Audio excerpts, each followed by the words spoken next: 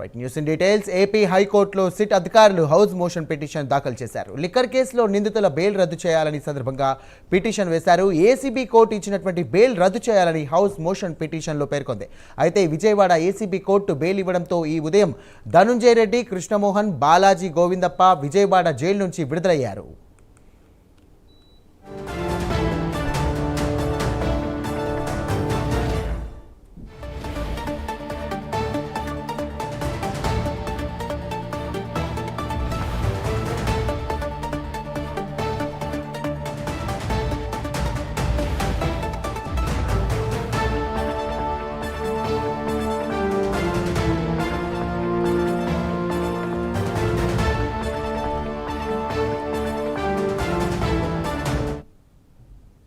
Right breaking చూస్తున్నాం. AP హైకోర్టులో SIT అధికారులు హౌస్ మోషన్ పిటిషన్ దాఖలు చేశారు. లిక్కర్ కేసులో నిందితుల బెయిల్ రద్దు చేయాలని పిటిషన్ వేశారు. ఇక ఏసీబీ కోర్టు ఇచ్చినటువంటి బెయిల్ రద్దు చేయాలని హౌస్ మోషన్ పిటిషన్లో పేర్కొంది. అయితే విజయవాడ ఏసీబీ కోర్టు బెయిల్ ఇవ్వడంతో ఈ ఉదయం ధనుంజయ రెడ్డి, కృష్ణమోహన్, బాలాజీ గోవిందప్ప విజయవాడ జైలు నుంచి విడుదలయ్యారు.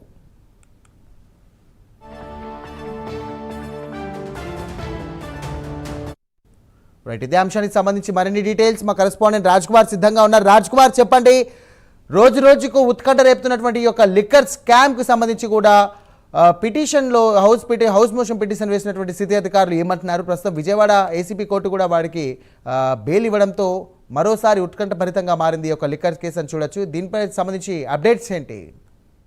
అంటే ప్రధానంగా ముఖ్యంగా లిక్కర్ స్కామ్ కేసుకు సంబంధించినటువంటి వ్యవహారంలో ప్రధానంగా నిందితులుగా ఉన్నటువంటి దాదాపుగా నలుగురుకు ఒకరికి మధ్యంతర బెయిల్, ముగ్గురుకు ఏదైతే రిమాండ్ నేపథ్యంలో సాధారణ బెయిల్ ఇవ్వడం జరిగింది. ఏదైతే విజయవాడ ఏసీబీ కోర్టులో ముగ్గురు నిందితులు పాటు గోవిందప్ప, బాలాజీతో పాటు కృష్ణమోహన్ రెడ్డి, ధనంజయ రెడ్డి ముగ్గురికి కూడా బెయిల్ ఇచ్చినటువంటి పరిస్థితి ఉంది. ఈ రోజు ఉదయం 6:30కు విడుదల చేస్తారని చెప్పినటువంటి క్రమంలో కోస్త ఆలస్యమైనటువంటి నేపథ్యంలో అక్కడ ఉన్నటువంటి న్యాయవాదులు, ఉన్నటువంటి వైఎస్ఆర్ కాంగ్రెస్ పార్టీ వాళ్ళందరూ కూడా ఏదైతే జైలు ముందు ధర్నాకు దిగినటువంటి పరిస్థితి ఉంది. మరి ఇప్పుడున్నటువంటి క్రమంలో ఏదైతే ఇటు హైకోర్టులో వారు lunch motion petition, house motion petition దాఖలు చేసినట్టు కూడా తెలుస్తోంది. మరి ఈ పిటిషన్ కి సంబంధించి కూడా కోర్టు దీన్ని పరిగణలోకి తీసుకుంటే కనుక వెంటనే ఒకవేళ కనుక బెయిల్ కనుక రద్దు చేస్తే మళ్ళీ వీళ్ళని అదుపులోకి తీసుకునేటువంటి అవకాశం ఉంది. మరి ఏదేమైనా సరే కింద ఇచ్చినటువంటి కోర్టులో ఏదైతే ఆర్డర్ వస్తుందో మరి దాన్ని గౌరవించేటువంటి పరిస్థితి ఉందా, లేదంటే అక్కడ ఉన్నటువంటి పరిస్థితులన్నింటినీ కూడా వారి దృష్టికి తెలియజేసే అవకాశం ఉంది. మరి